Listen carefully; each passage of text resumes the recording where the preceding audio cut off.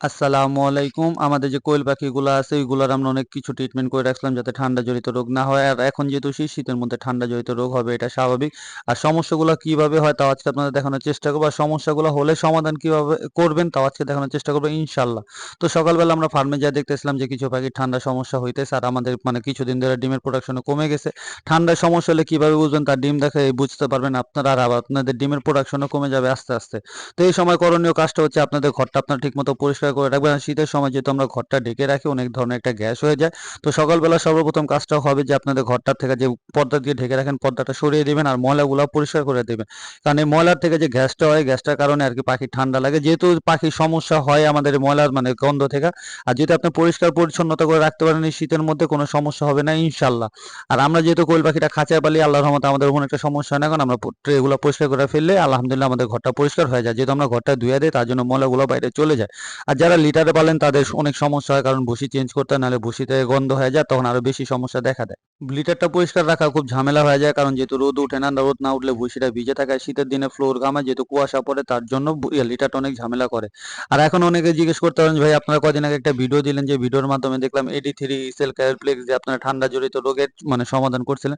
ওইটা ভাইয়া মূলত ঠান্ডা জড়িত রোগের সমস্যা না, ওইটা হচ্ছে ঠান্ডা লাগার থেকে দূরে রাখে, কারণ শরীরটা গরম করে, ক্যালসিয়ামের অভাব পূরণ করে, ডিমের প্রোডাকশন ভালো রাখে। আর ওইটাতে আপনার ঠান্ডা জড়িত রোগ থাকলে হালকা মানে শরীরটা গরম করে ঠান্ডাটা কমায় দেয়, যাতে ঠান্ডা জড়িত রোগটা মানে ভাইরাসে আক্রান্ত না মানে ভাইরাসের মতো না হয়ে যায় খামারে। কারণ ঠান্ডা যদি হয়ে যায় পাখি বাঁচানো অনেক সমস্যা হয়ে যায়। আর এই যে দেখতেছেন আমরা পানিগুলো পরিষ্কার করে রাখতেছি, আর আপনারা যদি পারেন দিনের ভিতরে 3 থেকে 4 বার পানিটা পরিষ্কার করে দিবেন, তাহলে পাখিগুলো মানে ফ্রেশ পানিটা খেতে পারবে। আর শীতের মধ্যে কিন্তু পাখি অনেক পানি কম খায়, কারণ ফ্রেশ পানিটা পাওয়া যায় না, একটু পর পর ঠান্ডা হয়ে যায়। আর রাত্রেবেলা আমরা 2 বার করে পানিটা চেঞ্জ করে দিই, যাতে রাত্রেবেলা ভালো মতো পানিটা খেতে পারে।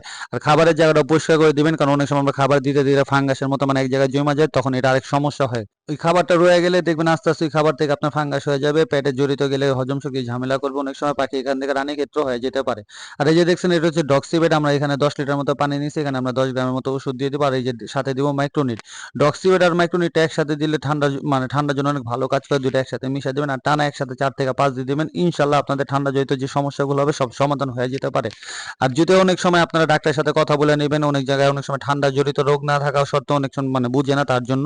আর আমরা যেহেতু আল্লাহর রহমতে আমাদের এখানে পাখিগুলো অনেকদিন ধরে পালতেছি, টুকটাক আমরা সমাধান দিতে পারি, তার জন্য আমরা এই দুটো ওষুধ দিতেছি। আর ওষুধটা দেওয়ার পরে ঠিক মতো মিশিয়ে নেবেন, যাতে পানিটা ভালো মতো মিশে যায়। আর আপনার একটা জিনিস খেয়াল রাখবেন, পানিটা 6 ঘন্টা বেশি যাতে না থাকে।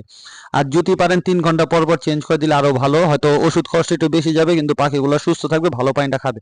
আর কি পানিটা বেশি খাবে তাহলে তাড়াতাড়ি সুস্থ হয়ে যাবে। আর এই যে দেখতেছেন আমরা খাবার দিয়ে দিতেছি, পানিটা আগে দিনে পরে দিব খাবারটা খাওয়ার পরে।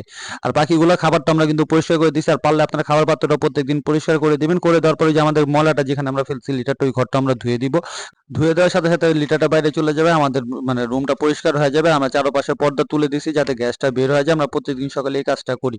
তো আপনারা এইভাবে পাখির যত্ন নিতে পারেন। আর যদি কোনো সমস্যা হয় ডাক্তারের সাথে কথা বলতে পারবেন। আর এখন যে কোয়েল পাখির বাজার লাভের খুবই খারাপ বাজার গেতেছে ডিমের, তো সবাই পাখিগুলোর যত্ন নেবেন। আর এই ঠান্ডার মধ্যে অনেকে বলতেছিল ভাই আমাদের পাখি মারা যাচ্ছে, আমরা বুঝতেছি না কি কারণে পাখিগুলো মারা যাচ্ছে, ভাই ঠান্ডার জন্য বা আপনারা টেক কেয়ার করতে পারতেছেন না, তো তার জন্য।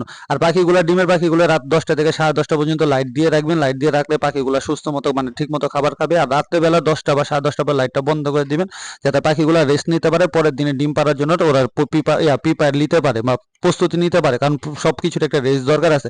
তো সবাই আমাদের জন্য দোয়া করবেন, আল্লাহ যাতে আমাদের ফার্মে বরকতময় দান করেন, আমিন। আসসালামু আলাইকুম।